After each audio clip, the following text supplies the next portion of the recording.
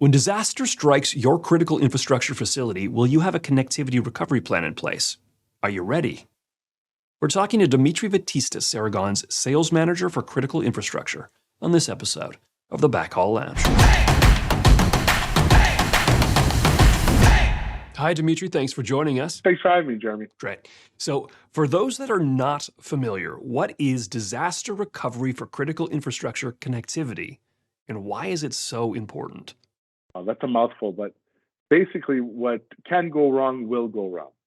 With that said, the disaster recovery program for critical infrastructure is making sure that, once your network goes down, especially in the public safety sector, electric power utilities, transportation, because a lot of the mission critical applications are very dependent on the network, how do we put in place a program to make sure that we can mitigate downtime, specifically for a lot of these organizations that are very dependent on the network, and at some point, lives are at stake. Okay, so being prepared is key, putting together a plan with multiple layers of redundancies and backups for your backups is incredibly important. From your experience, what would you say are the items that should be at the top of everyone's list when they're putting together their critical infrastructure disaster recovery plan? So we've simplified this disaster recovery program to about 4 steps. The first one would be understanding your network. What do you currently have in place? What is currently in place? What are some of the applications? What are some of the devices? What is very crucial to this particular network?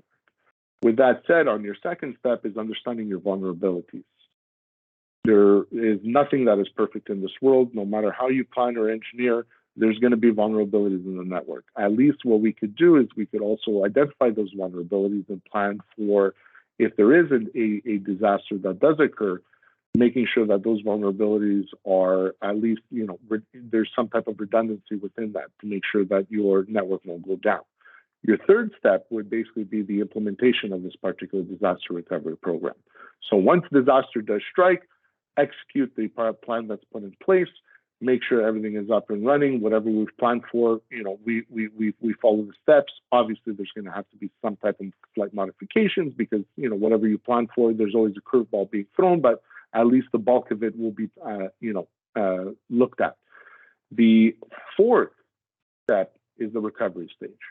So the recovery stage is, once the disaster recovery program is put in place, the communications on a lot of these mission critical networks are up and running. How do we get the original network back to its original state pre-disaster?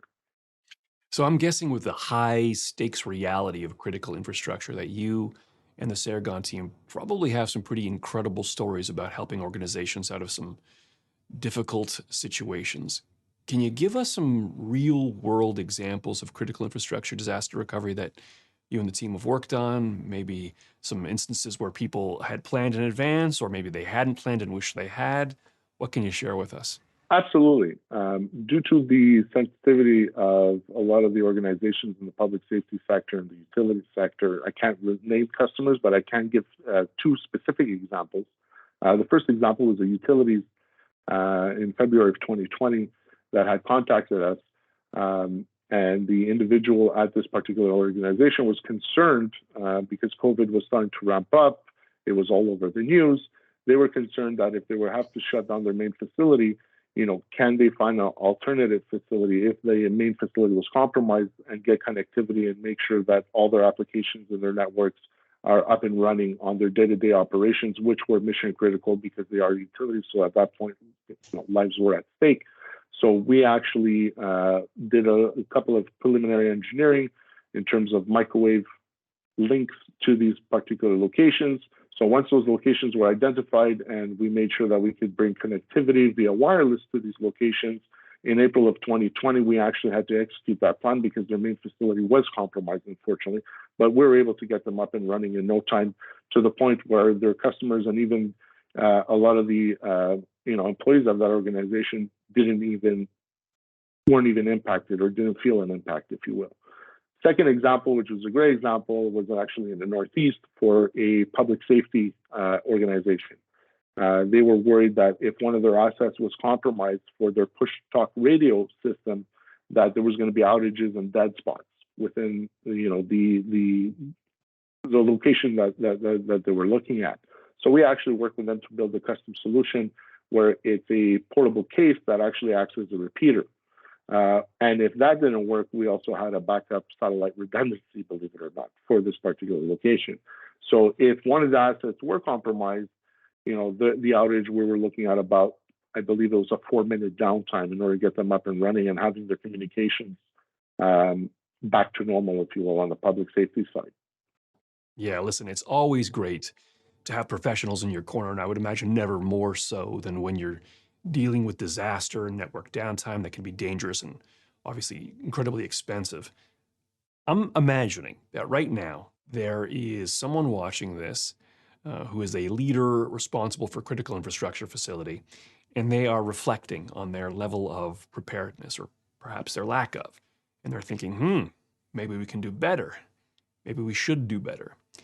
Knowing that, and knowing that many infrastructure facilities are part of the public sector, and public sector often means long lead times for getting budget approval, and I'm pretty sure I know the answer to at least the first part of this question, but what would you recommend to people in terms of when they should get started and how they should get started?